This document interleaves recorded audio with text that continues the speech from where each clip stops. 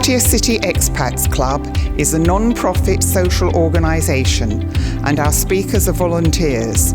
The club as such assumes no responsibility or liability for the professional reputation of or the quality of services provided by the speaker today. Going to draw on his years and years of experience to enlighten us about the joys and perils of property in Thailand. And I'm sure a lot of us have the same question. Is it going to go up in value? Anyway, come on up. And he's also volunteered that if you're nice to him, he might give a talk in the future on something else as well. So, welcome, Hainan. Hello, everybody, and thank you for organizing this. Thank you for inviting me here, and thank you very much for attending today and listening to my speech about property in Pattaya. And short introduction. I was born in 1960 in a town called Oberhausen in Germany, close to the border of the Netherlands, and not very famous.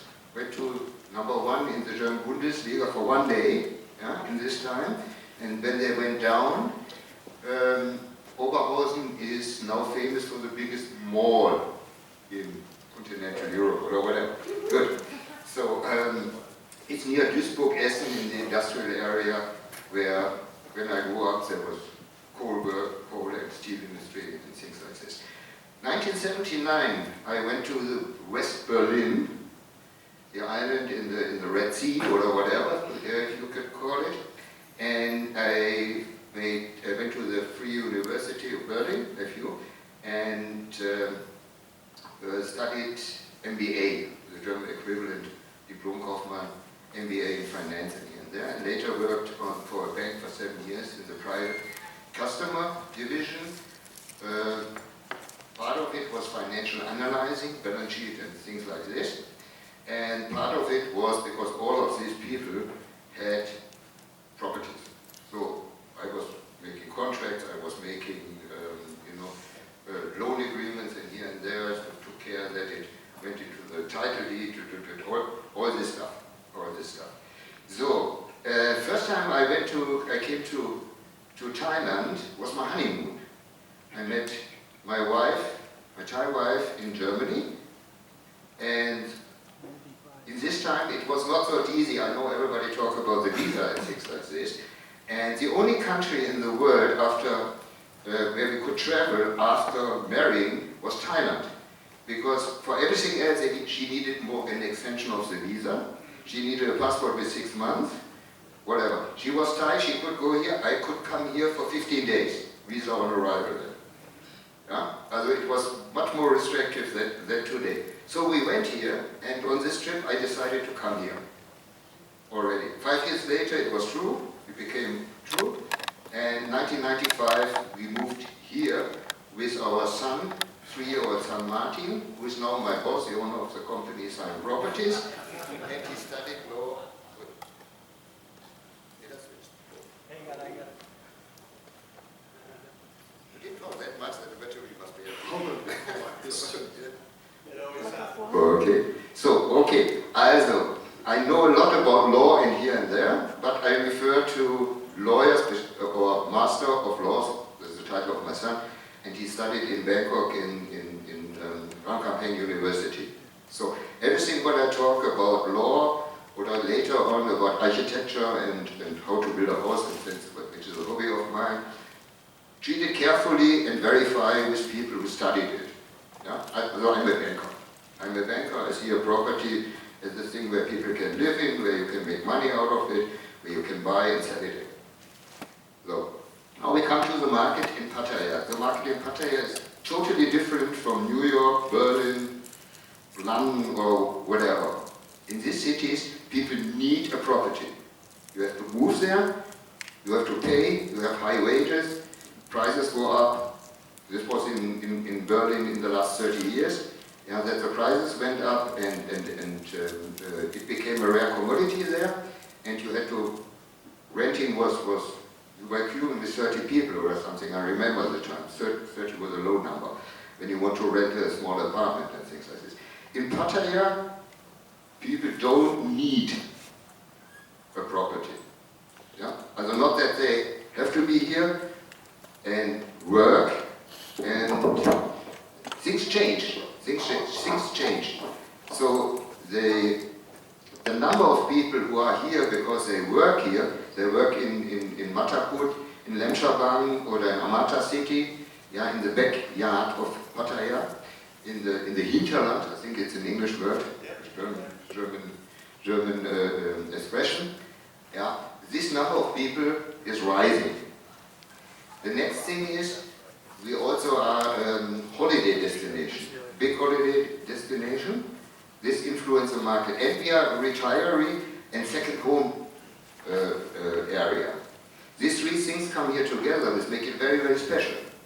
Yeah? Not many countries have this. For example, when you go to Spain, you have maybe two of them, but you don't have the industry. And now the industry is a big thing, and you see when you've been living here for a long time that the international schools, the number of international schools is rising. Now I have a customer, a rugby school, I rented a house to him in Soi Siam country, so he has one road to go to take the kid to school. Yeah? And rugby school, I don't know how old it is, 5 years maybe. When I came here in '95, there was a Eastern Seaboard, international school Eastern Seaboard, this was the only one. Now we have a lot. Now we have a lot in this area, also Rayong and other things. Mostly experts and rich Thai people. You have to say that. So, the organization of this market, many of you are US Americans, I guess, and you have a multiple listing system. So, somebody goes there, photographs the property, put it in the computer, 400 agents work for you. They share the commission. That's the normal standard. So, in Germany, middle Europe, yeah, I think most of continental Europe, you have one agent. You go to him exclusively for a certain period of time, so you have to commit 6 months or 12 months or something, and then people have to come to you. So, Pattaya has no organization of the market at all. This gives us all the freedom what we want, you know? So you can list your property with, and this was the highest number I ever had, because he sent it to me with a CC, not with a BC, and it was of thumb, more than 900 email addresses. And it was a studio of 950,000 baht. So I think he sold it. I couldn't do it. I couldn't do it. But I kept the email addresses, yeah? Because we are all networking. So actually, when you're going for a property in Pattaya, my advice is don't jump from agent to agent. Take the agent what you want, because we all work together. Yeah? And we have a line group with 500 participations. Yeah? So when I have a nice property, I put it in the line group, offer half or even a little bit more, 60% of the commission, and we work together. 70 or 80% of the properties which we sell is shared deals nowadays. This is also really, we are also a small company. We are a very small company. I come back to the time when I came here, it was 95. When people know Pattaya, it was beach road and second road, and that's it. There was nothing else. Butale 1 was the hottest thing on the market, the newest thing on the market. Butale 2 was under construction, I think, or something. The immigration was there where the Central Festival is. Maybe people remember this. And next door was the Universal Gym. This was the gym to go to, with all the big guys in here. And one guy was Mr. Universal, that was a German-American dentist, yeah, and things like this. So I went to immigration, was 35 years old, and I said, okay, I want to stay here, extension of stay, 1 year visa, yeah, what we call it, with I'm married. Okay, they looked at this, said, sir, you have to work. So I've been working for 20 years. I take a sabbatical, is the English word for it, year or two of them, and then I come back to you. He looked at me and said, we never had 35 years, want to stay here 1 year, you know. Normally people retire here, retiring age was then, I think 65, not even nowadays, I think 50, 50 is Okay, so I came back to him a little bit later, 2 years later, and had a work permit and was working for the German magazine Farang. I did 2 years property there. We were about 3 or 4 agents. Yeah, we know each other, but we didn't cooperate. We were looking at each other and said, oh, we have 5 customers and 3 agents this month, so who gets the biggest share of the cake? Things like this. But things changed. Things changed, and one step forward was that we tried to organize ourselves in Pattaya real estate, in the Pattaya real estate agent. I'm a broker association. That's correct. I'm a co-founder. I'm also in the board of this organization. And the interesting thing is that we qualify ourselves to American standards, which is the highest in the world as far as I know. I was never in the States in my life. But they come here because we have good connections to their headquarters, with several Thai people working there for Century 21. So they make courses here from 3 and 5 days in Bangkok. And they are very ambitious. It's not just going there, drinking coffee, meeting people or whatever. You really have to work hard. Yeah, same as in the university with group projects. You have to develop projects in groups and things like this. And this is a hard program. For example, also CIS is 3 days and CIPS is a 5-day course. And it really was from 9 to 9, included with dinner. So I made these things here. And a member of NAR or in the USA as well. Although I've never been to the States. So now we come back to the future of to the market in Pattaya.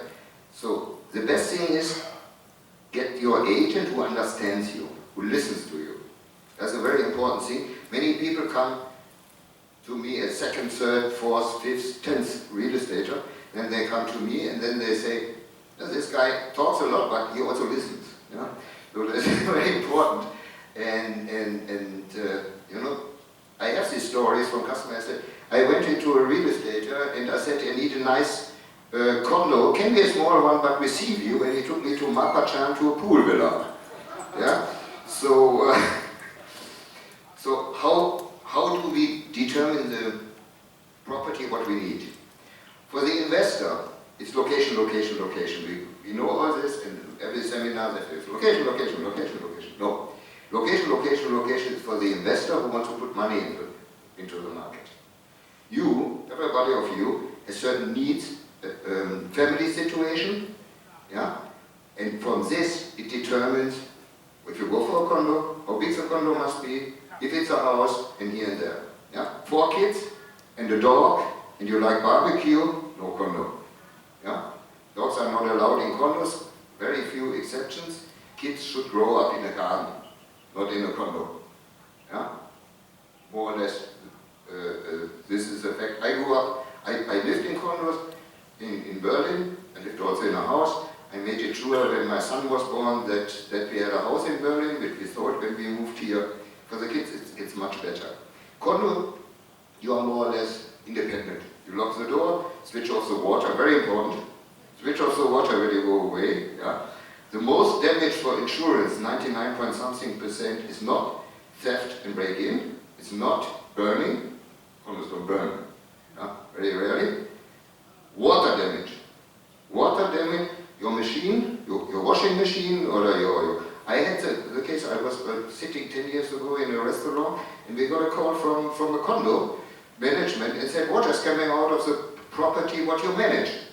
So we had to go there, and then we found out that the 10-month-old tap exploded.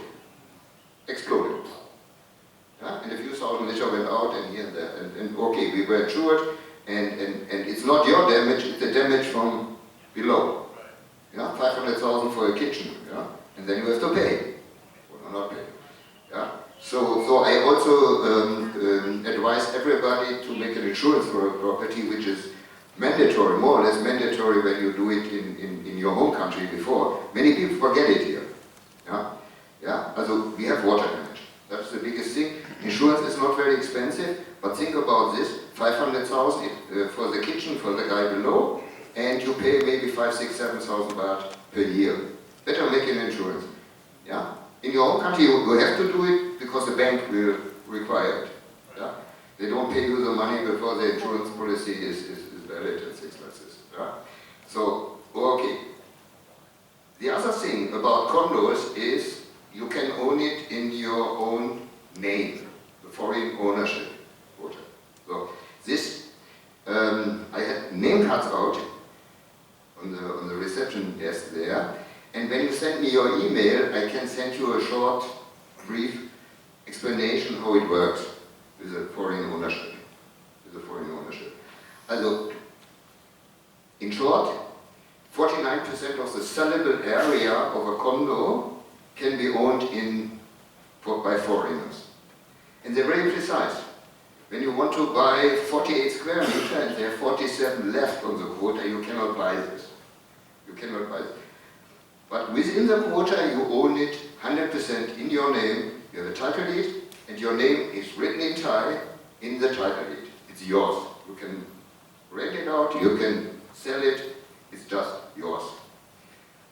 The other 51% is a difficult thing, now picked up a lot by Thai people, which was not the fact 28 years ago when I came here. Thai people didn't buy here, they said.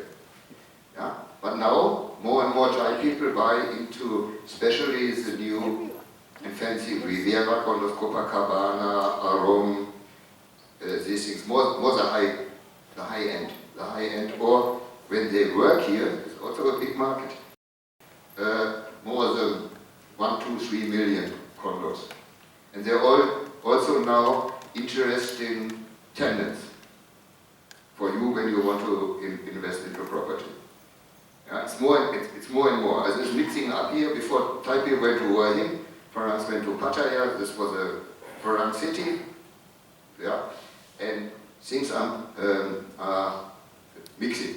Things are mixing now, and some of the developers don't have foreign staff anymore.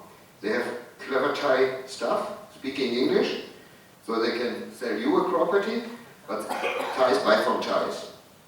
More or less a rule. Yeah? I thought in 28 years I sold handful to Thai people, maybe a handful. But normally Thais to Thais, they feel more comfortable with. They also have a different view on properties. Certain things are more important for them.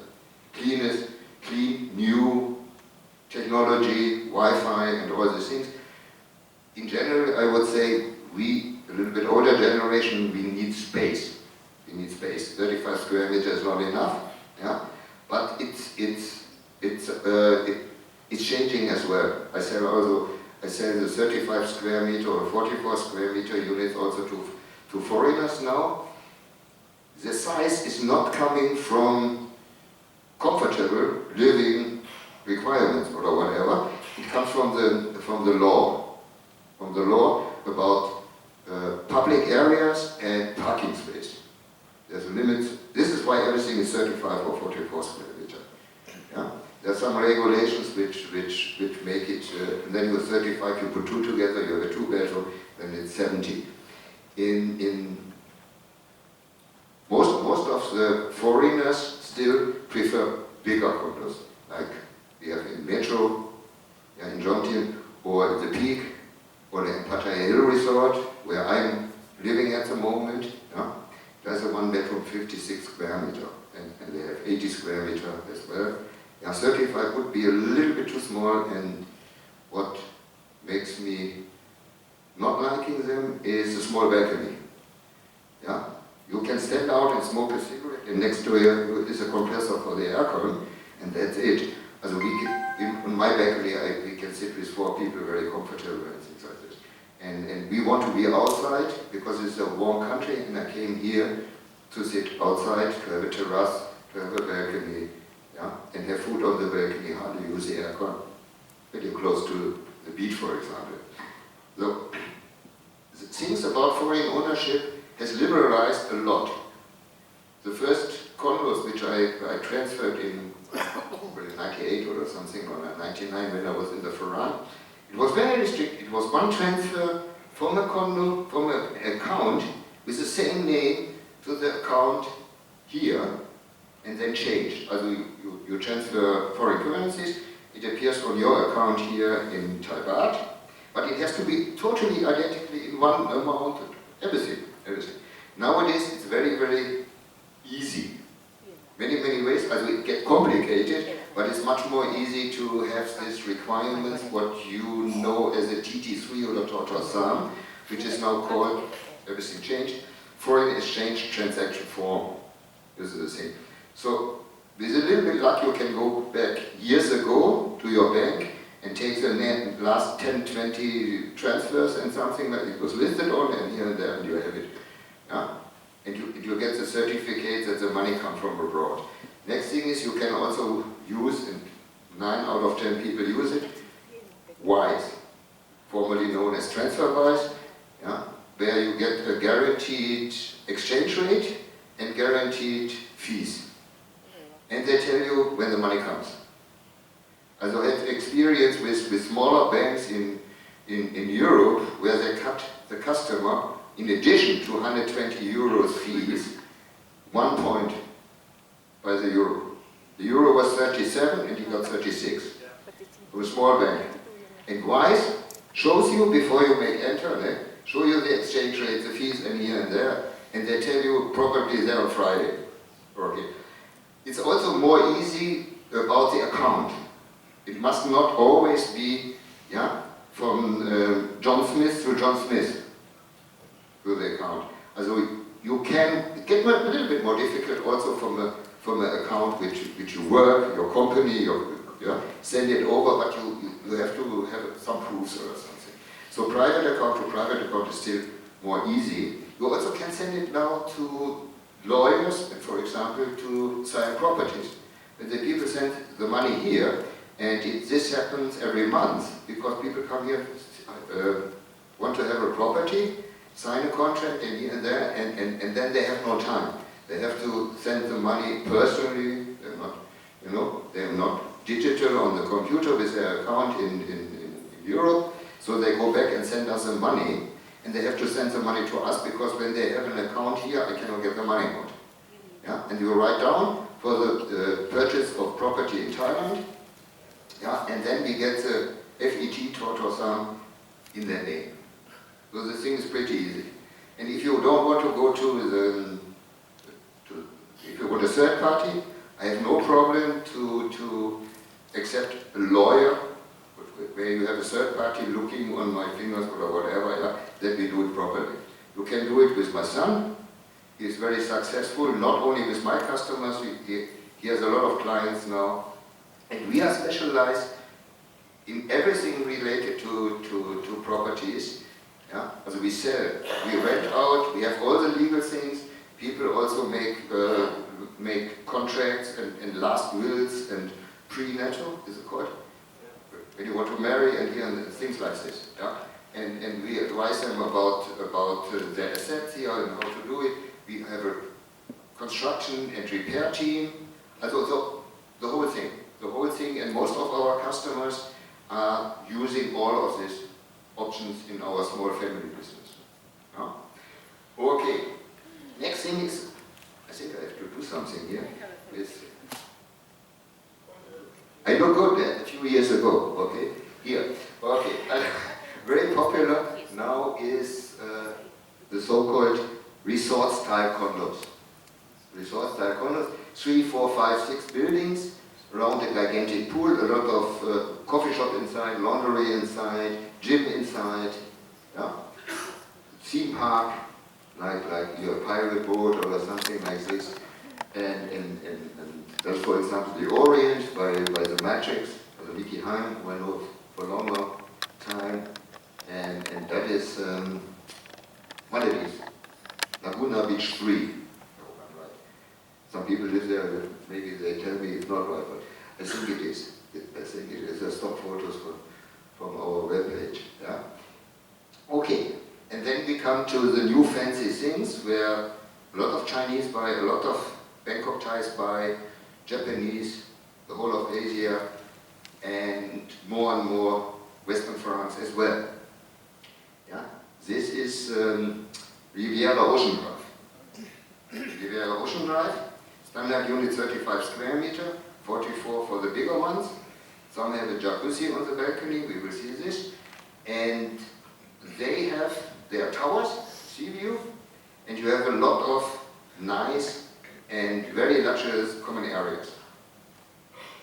Yeah? But your personal area is quite small, but you have a library, you have a gym inside, you have several decks where you can sit with your phone and iPad and jacuzzis and sky bar. There's the bigger one with the jacuzzi on the balcony. Here you have a billiard deck. That's all in Riviera, ne? Riviera Loop and Ocean Drive. Yeah.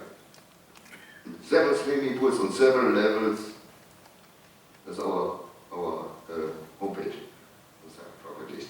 Good. Coming to a difficult subject is land and house.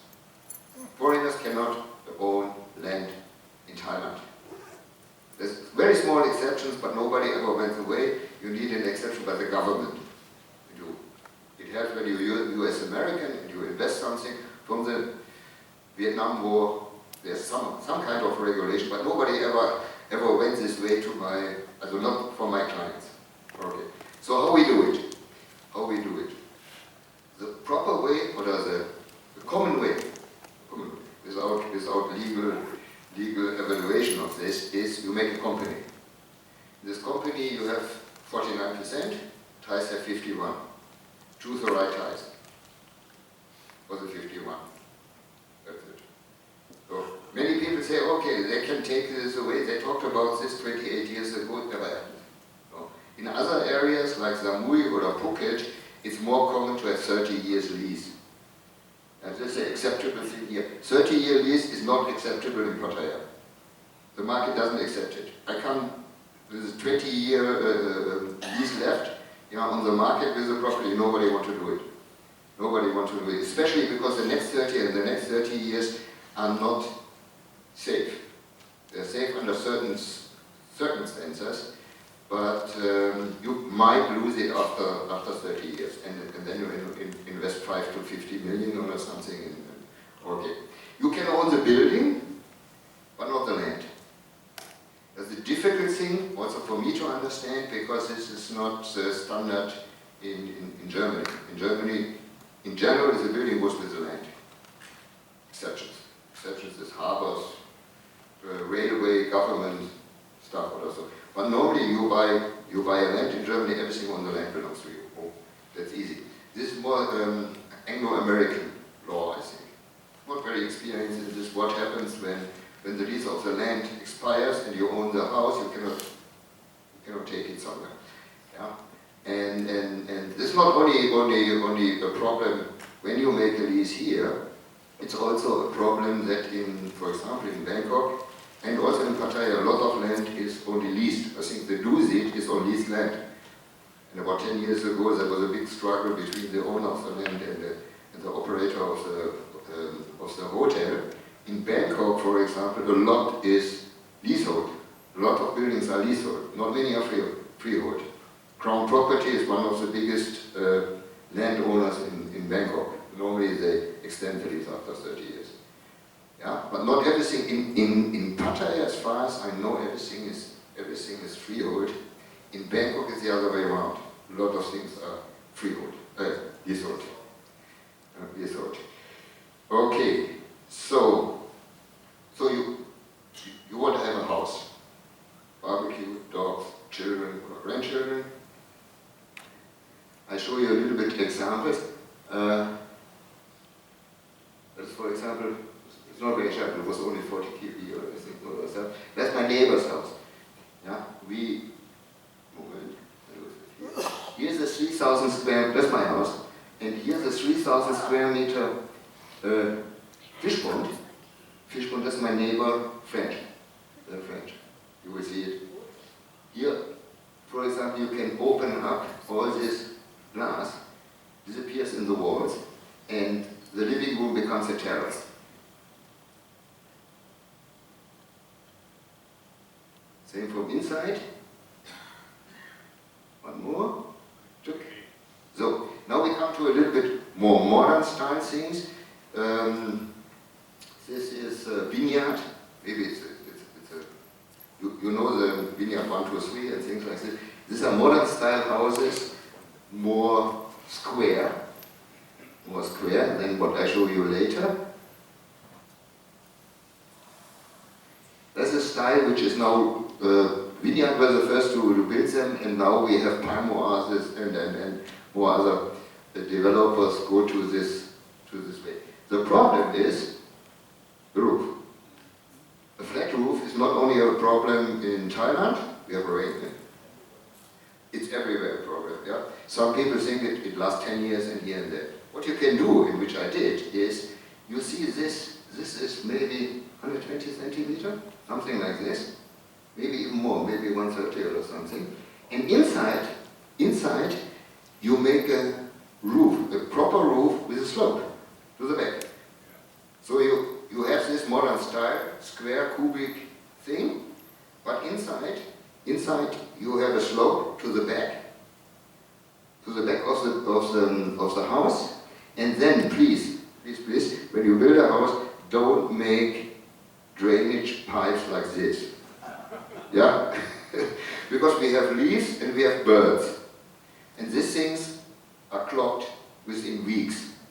And then the water goes up, goes through the wall, yeah? Goes through the wall because cement is not waterproof, except waterproof cement. Yeah? But then it comes out through your gypsum ceiling somewhere, and you don't know exactly where. Because water runs across the beams and pipes and here and there, and then they drop down in the middle of the roof. But the problem might be here. Oh, I did something wrong? No. Okay. Okay.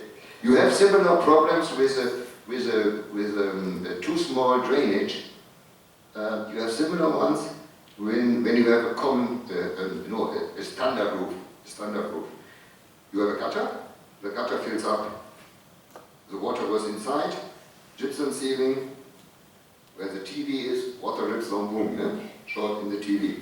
Or things like this happen. So take care that this are properly cleaned, and when you make something like this, like a flat thing, and with a slope to the back, yeah, take big pipes behind the house, can be outside. Yeah, because nobody sees it. Nobody is seeing it, you have vegetation behind, you have some trees and here and there, and maybe 2 meters with the neighbor or something, yeah? So the water goes down. It's very, very important to have decent pipes for this. The next thing is, modern style is nice, but you have, you have a lot of sun going onto glass and onto the cement, on the walls. And one thing is, which I advise is, sun should not touch glass, sun should not touch the wall. Good. Here in Pattaya, especially when you go over so a bit in the dark side, yeah, which is not so dark anymore. Yeah. When I moved there, I was more or less the only house from Foodland to 5 kilometers through the jungle, and everybody was asking me, why are you going to the dark side? I said, I come from the jungle of Berlin. I said, no, I want to live in nature. Yeah? And for yogurt and the milk and the Bangkok post, I had to go to Foodland. Then, now we have ATMs and sevens and restaurants and Damako and Taco Hut and whatever we have. Yeah? So, no need to come here into the city anymore for the 99% of the daily stuff, what you need. Yeah? It improved a lot. When you have bigger plots, you can make what you call a bungalow, as a one-story house. Big advantages. 2-story house, when the land is very expensive. In the middle of Bangkok, a bungalow, you have to have real big money. Yeah? Because you get 40, 50 $, so 200 square meters might be a big thing, and you might get a 3-story house. Yeah? When you won't need 3 or 4 bedrooms. Yeah? Things go up, yeah? Get higher. Because you cannot avoid the sun to touch, and the rain also to touch the walls in a 2-story house. It's nearly impossible. You see, for example, here, roof overhang, okay, but not great. Next photo will show you what I would have avoided. Yeah. It looks nice from the design, but you have no covered terrace. Covered terrace is very important. We want to sit outside with our friends, have a beer, barbecue, and here and there. So from upstairs, you get either sun or rain, more or less all the time. And you have to protect yourself from this. It's too much heat. In the rain, you cannot sit outside, you know, all tropical rains. Yeah? So why not continue with a roof like here? Yeah? That's not the only one where I see later attached umbrellas or shades or something like this. A lot of people do this, also in very expensive properties. Yeah? So you will see my house. Look, that's my house. That's my house. So first of all, it's a U-shaped, and here's a lake. Yeah? This is 3,000 square meter lake. It's a French with a nice triangle design is behind there. Okay. Roof overhang 2 meters. Everywhere. Here we have a little bit sun going to this. The side effect, which I didn't know, but which I appreciate for almost 17 years, is the swimming pool is not in the sun. So when the temperature goes to 40 degrees Celsius here, my pool is not really ice cold, but it's still fresh. When you have the pool in the garden 10 meters from the house, it's probably 40 degrees or more. Yeah, like a baby bath or something like this. But you want to be refreshed. You want to be refreshed by this. Yeah? So we have an overhang for 2 meters. Yeah? Actually, the developer want to make 120. I said no, we make 2 meters. You cannot avoid it 100%, but around the house, for example, we have a lot of bushes and here and there. So not a lot of sun going down on the on walls and doors.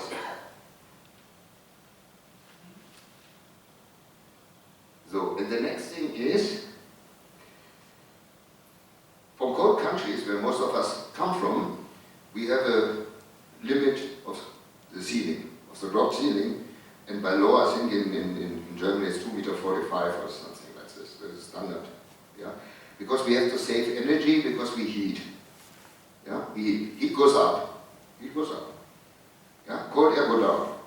So we want hot air in Thailand in our property go up, go out. So we have cathedral in our house. We have what you call cathedral ceilings. They follow the shape of the Okay. They follow the you will see another follow. They follow the shape of the roof here. Yeah? And we choose, not everybody's style. We choose some kind of a bamboo natural material called Sulampeng. I hope Thai people understand it. Yeah, if my pronunciation is okay. Because the hot air goes through this. Yeah? The gypsum ceiling is isolating. It's a good isolating, but also means that the hot air, when something is heated up, stays in the room or on the terrace.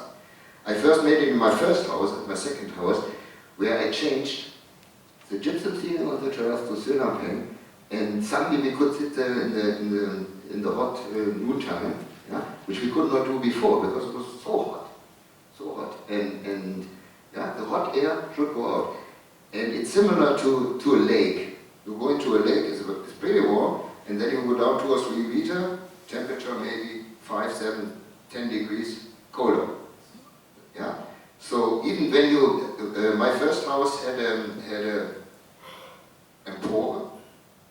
Yeah, and although you could look from the second floor into the living room, and the whole thing was 8 meters or so high almost, or 7 meters or something like this. And we had windows where the hot air went out from the second floor. So, and under the empore or whatever you call it, yeah, in English, we had the air cons. And then my tenant said to me, it's inefficient to have an air con in 7 meters or something. I said, don't worry. When the temperature, yeah, the temperature you don't like, then the air is anyway upstairs. And then it goes out through ventilation and things like this. Okay. Good. Moment.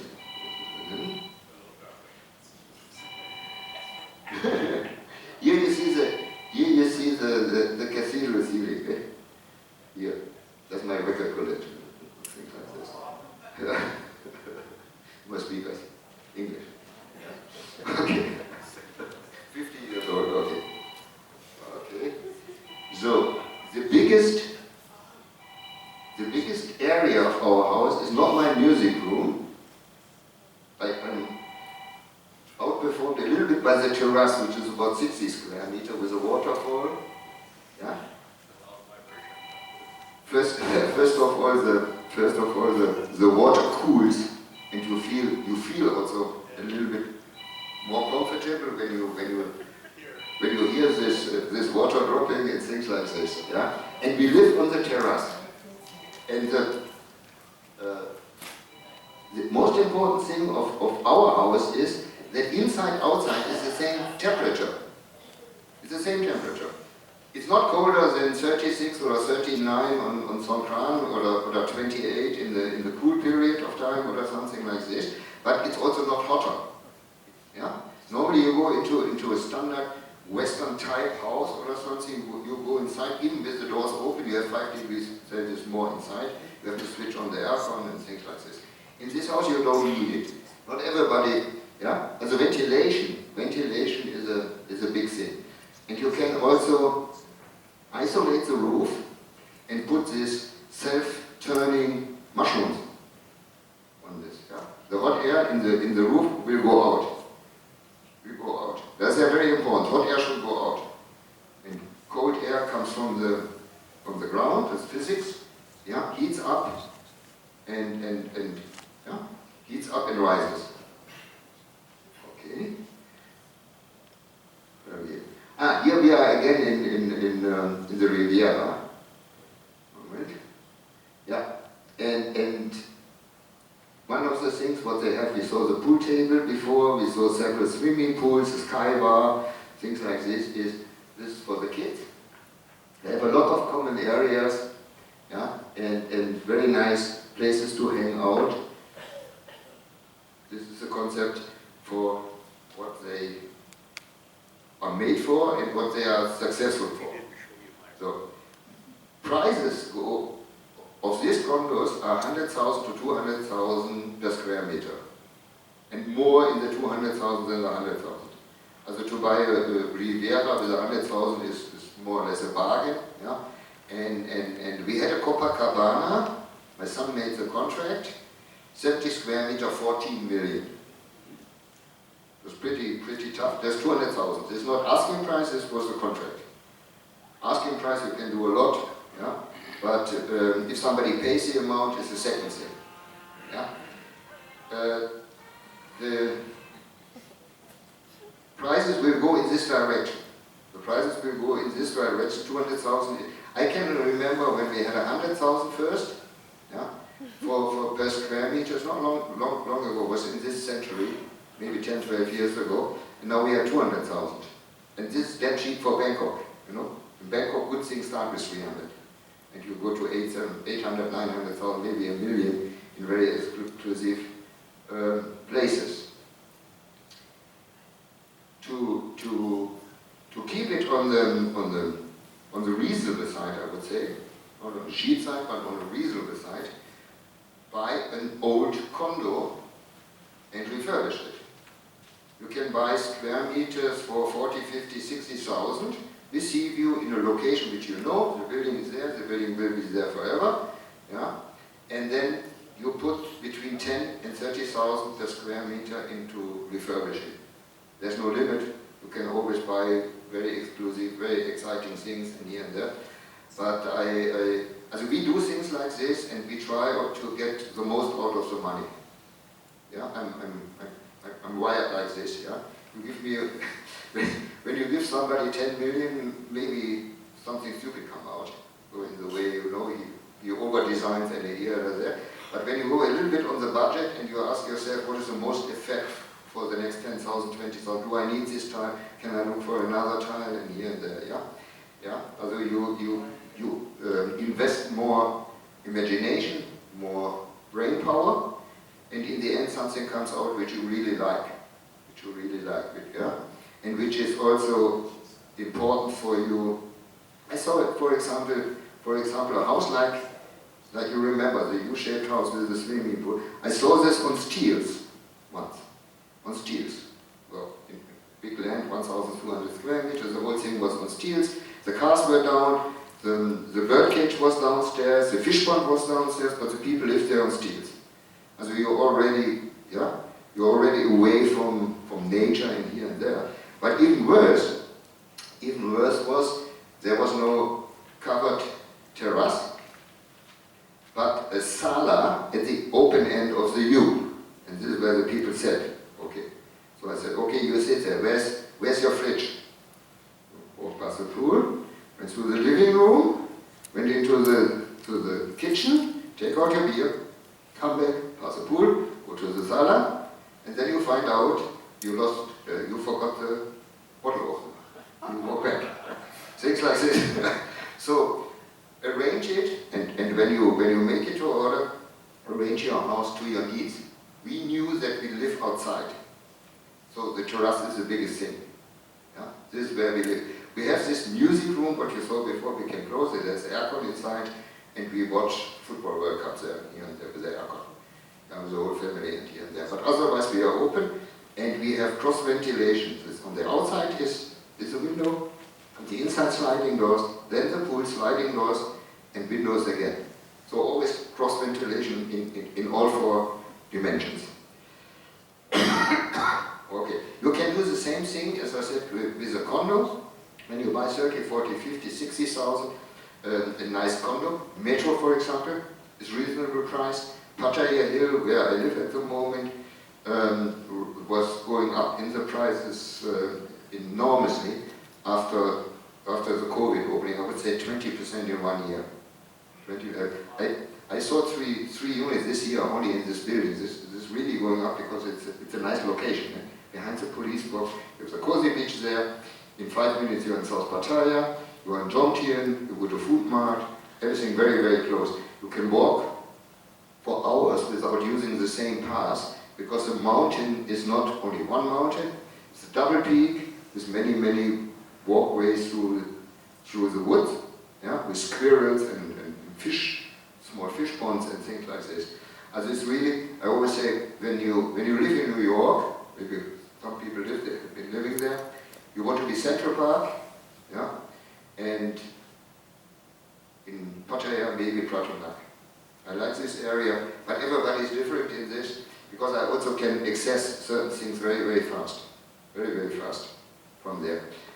Other thing is when you go for investment, for example, and you go on experts. Houses are a hot thing at the moment to rent out to experts. 3, 4, 5 bedrooms, between 40,000 and 150,000 for experts working here in the surrounding areas.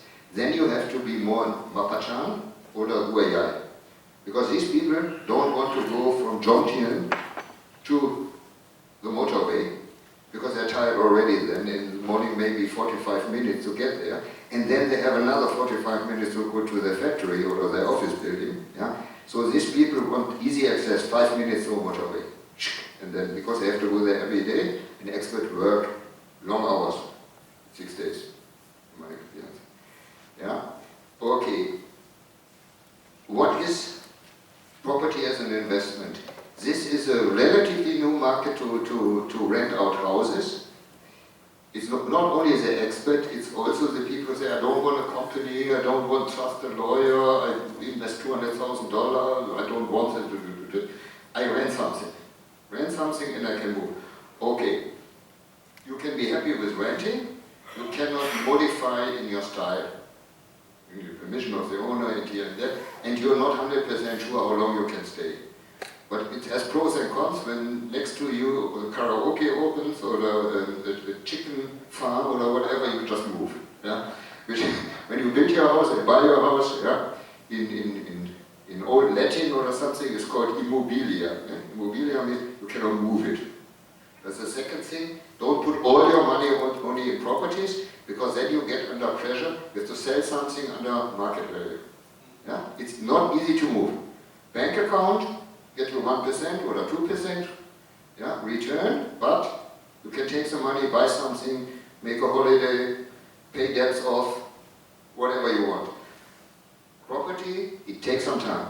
It's a certain process, it's not cheap. You pay the agent, you pay transfer fees at the land office.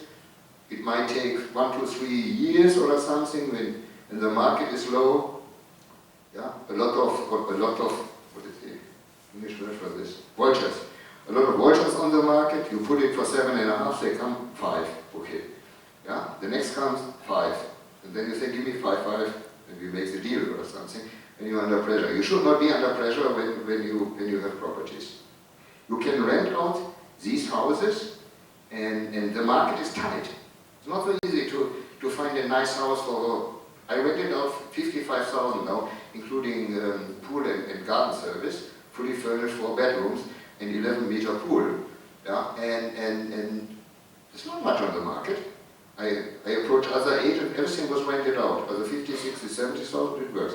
But you might put all your money on one horse. I think this is an English expression. Yeah? When you have 9 or 10 million for a house like this, it's either income or not. 0 and 1, very digital. Yeah? So with 10 million, you also can buy 5, 6, 7, 8 condos. Smaller ones, Utah-based, Pattaya Hill Resort you can still buy. Metro goes over 2 million, but they're also bigger. They're up to 58 square meter, even for a studio. And then you touch a different market. You touch a different market because these are people who come and go to Pattaya. And then they say, okay, 1.8 million, 2 million, easy thing. Easy thing. I buy the thing, I don't need a suitcase anymore. Yeah? I go with hand luggage in the plane. I come 4 or 5 times. I work offshore. I work in, I had it, Foreign Legion.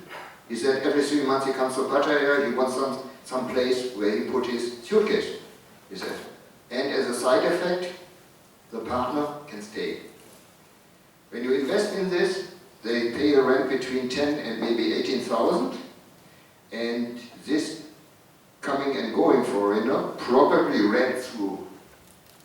Yeah? You say, okay, I make a contract for the whole year, I stay only 3, 4, 5 months, my girlfriend or a boyfriend can stay here. Yeah? Look, yeah? It's not expensive. You have you call for 35,000, 2 months. They rent it for 2 months. They put the suitcase in my office. They come back after 3 months and rent the same thing again. Yeah?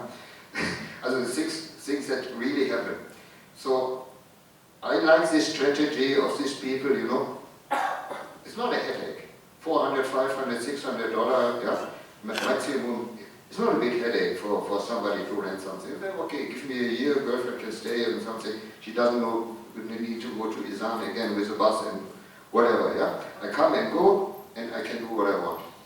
That's another strategy to do. Look at the common fees.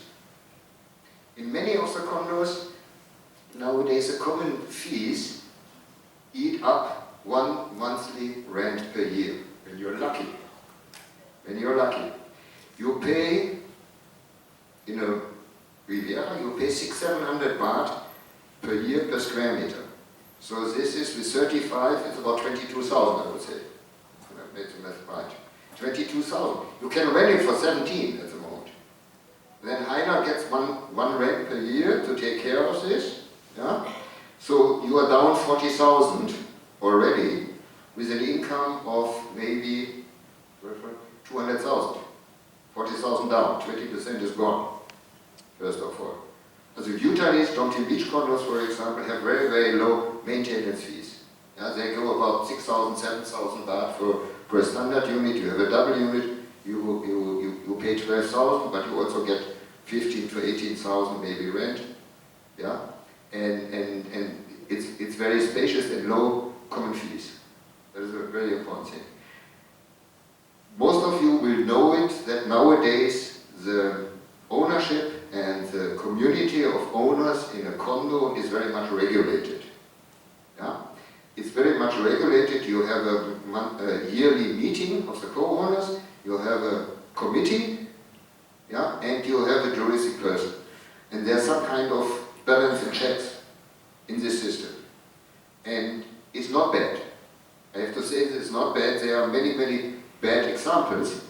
But 25 years ago, every 2 years the manager ran away with 1 or 2 million from the sinking fund.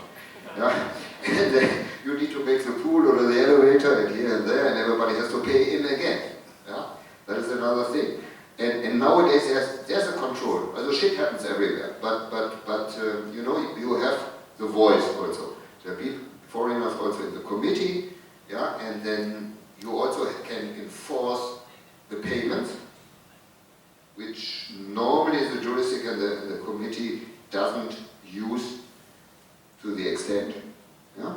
You can, as a juristic person with a committee, you can put a condo for auction when the maintenance fees are not paid.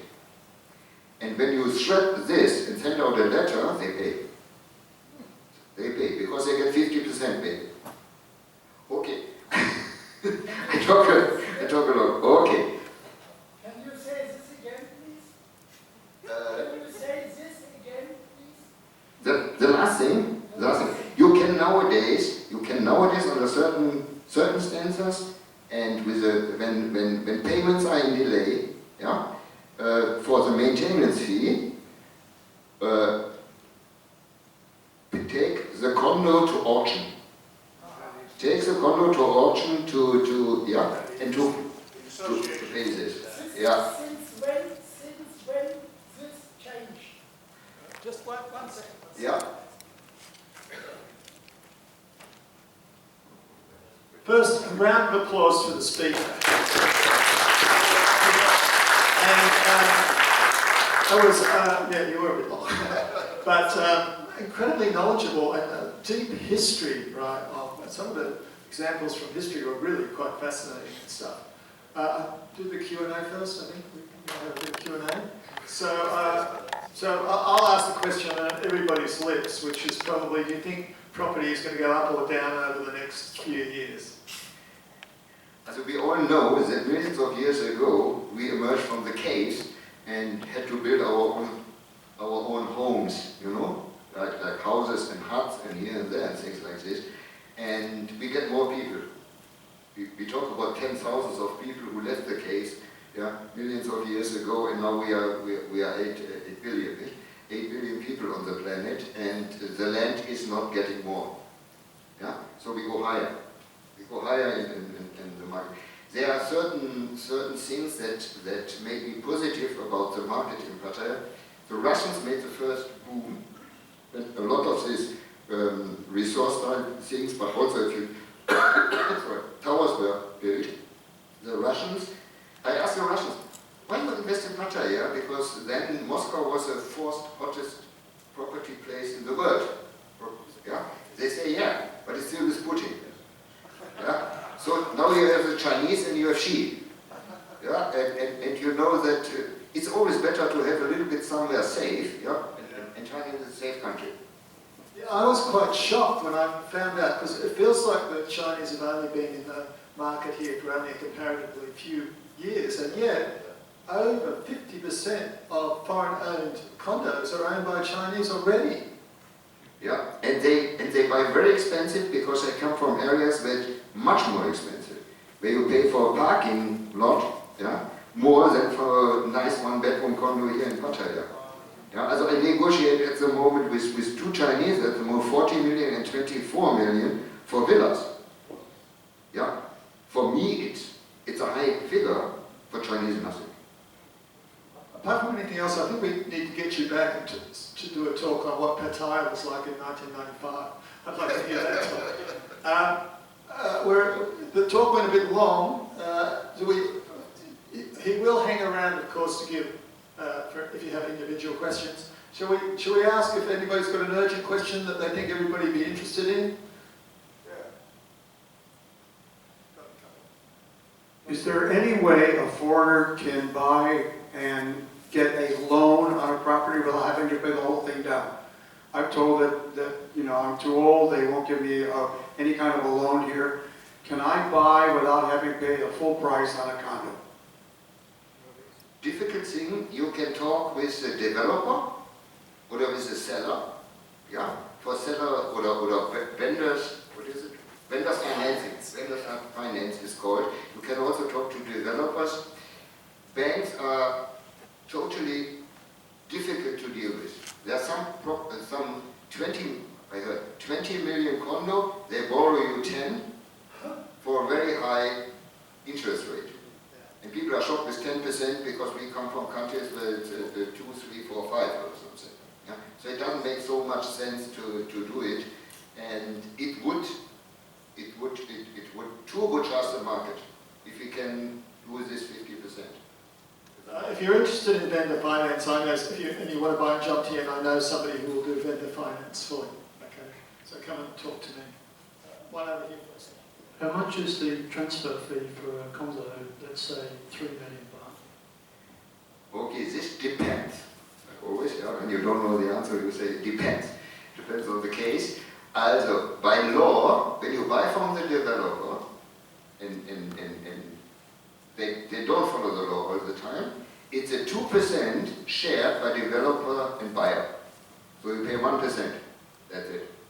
So, many of the contracts put everything on you. The 2% from the developer and the 3.3% the developer has to pay as a special business tax as well.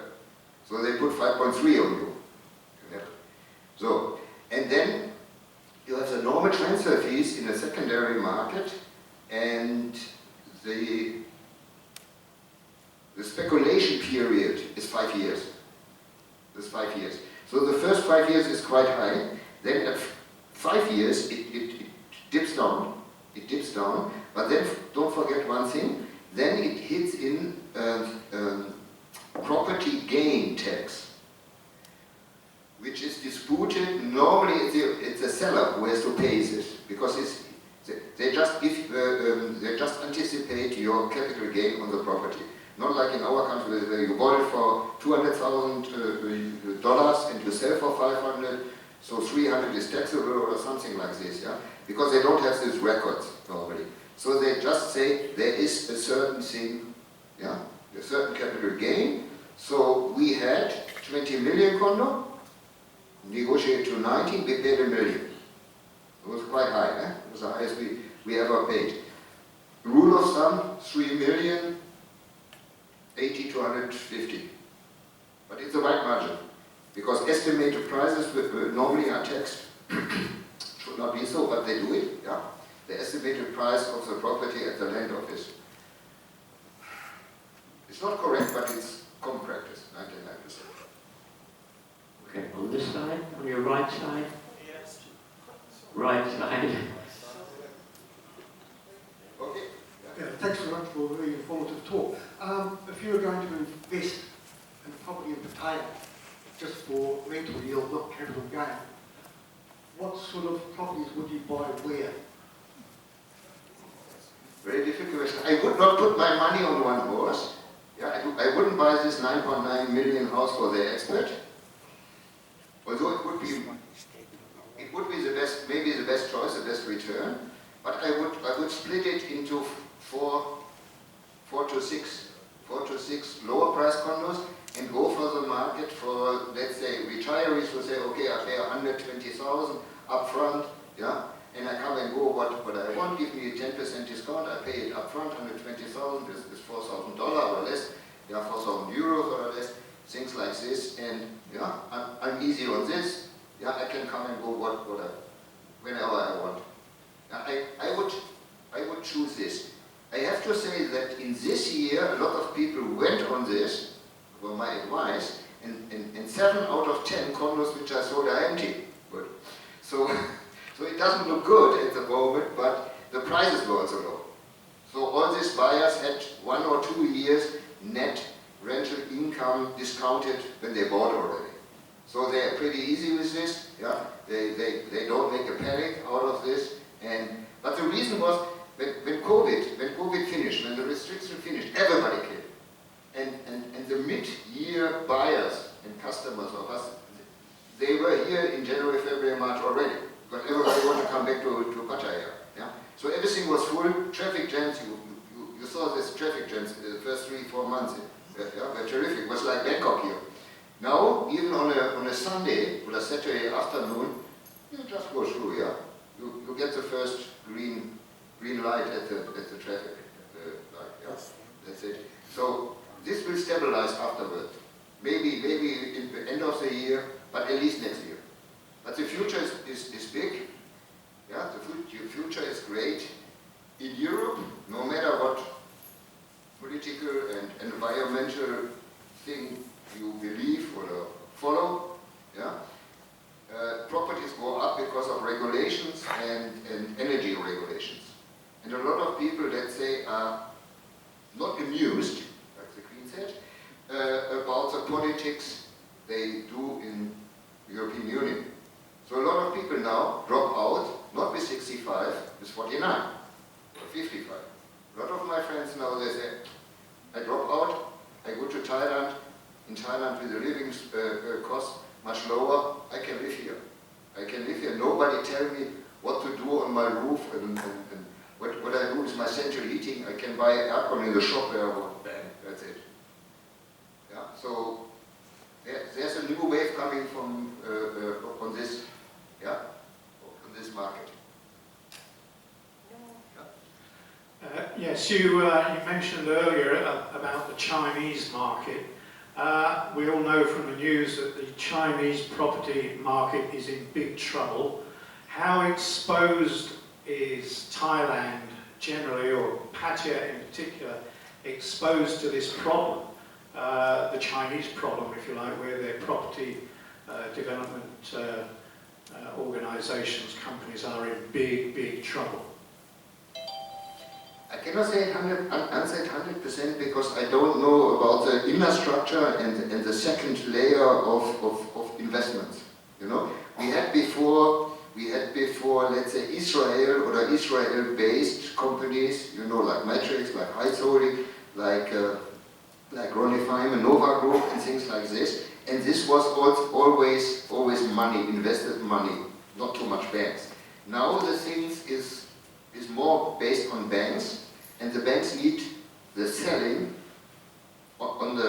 during the construction and pay down, and the developer has to pay money back. So I might see this is the only danger. I don't think that banking collapse there will come to a banking collapse in Pattaya, but I'm not sure. The biggest problem is that people not pay their monthly down payments or the quarterly down payments during the construction site because the developers depend on this. Yeah? And many were in trouble, many didn't have a business to run, many had cuts in their salaries and here and there, and so there was a back of payments, yeah, in the hundreds of thousands and things like that, hundreds of millions maybe or something. I see this more as a danger. Not so much maybe the big money in Bangkok, but I don't think we will see here the towers go bankrupt or something. No. I don't see it really. You pointed out that most of the foreigners will be more interested in the older condos for their own use. How do you find out the financial condition of those condo buildings? Because I've heard two problems. One, that a lot of the condos don't assess high enough, what we in the U.S. would call maintenance fees. They don't assess high enough charges for the reserve to keep up the building. And I know that you said that, the second point is I know you said that the buildings can charge the owners that are in arrears, but I've that in a lot of buildings, the buildings aren't willing to enforce against high owners. So how do you find out that a building's, I mean, there's some I've walked into where it's obvious they're falling apart and having to maintain. But how can you find out, is there a way to find out that they have an adequate reserve? There's a law and there's an enforcement of law. Yeah. Like always in Thailand. By law, the financial report has to be hanged out in a public place, yeah, in the condo, probably next to the elevators. The financial report in here. Okay, as an owner, you also can get the full financial report. That's the short form, in, out, and here and there, and assets, and things like this. A full financial report approved by an auditor. It's not always the truth, what an auditor stands maybe. We know this from, otherwise no company and no bank would collapse or something in the world. I say this with a little bit smile because my second son is a high-profile auditor in Bangkok for an international company. Yeah, but I know that, I know the problem what you can do. We had, for example, a big research for an investor in a condo where the developer who has to pay maintenance fees after 2 years. After 2 years of completion, the developer on the remaining units has to pay maintenance fees. And he had about 280 million outstanding fees. So this was a shock for my customer who looked in the financial reports. And then I say, okay, how is the building doing without the 280 million? It was doing quite well. They had a from income and cost or so, yeah, and it was well maintained and here and there, so there was a surplus. There was a surplus even without the 280. So in the 280 they can get if they go to court and, yeah, in theory, in a happy and perfect world, yeah, sell 20 condos, boom, and then they have the money back. Enforcement is a little bit the problem. The other problem is that certain things are not done, although the money is there. Yeah, and I see the change in management. For example, Pattaya Hill, where I saw it over the years, the first one I saw 20 years ago there. This year I saw it 3 or 4, maybe 4.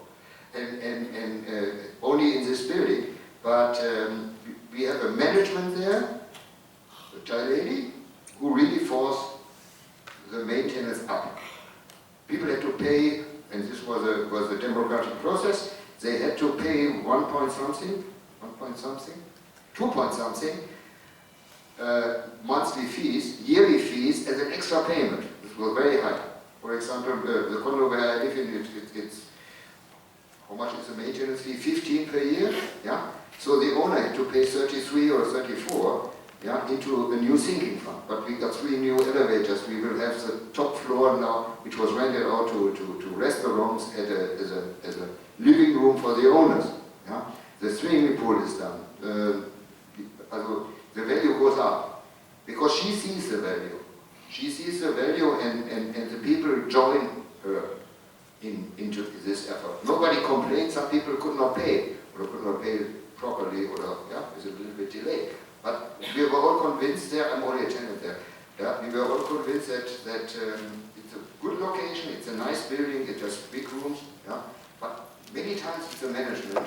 They sit on the money and they don't know what to do and they don't see the lack of maintenance. Yeah. And of course, one of the things you can do is you can find a very good real estate agent who has their finger on the pulse and say, what is the management like in this condo complex? And hopefully you'll get a straight answer. But there can be a big difference in condo fees and how well it's managed. A very, very big difference. And thank you so much, Heine, for giving this very candid talk. Thank you for your patience.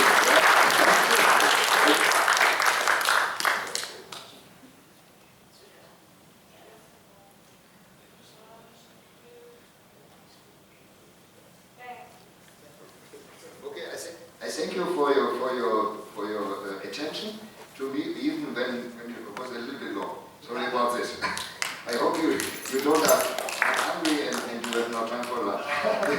Okay. Thank you, Heine. Thank you. And it was incredibly comprehensive and obviously incredibly knowledgeable about property in Thailand. real depth of experience. So, round of applause for Heine.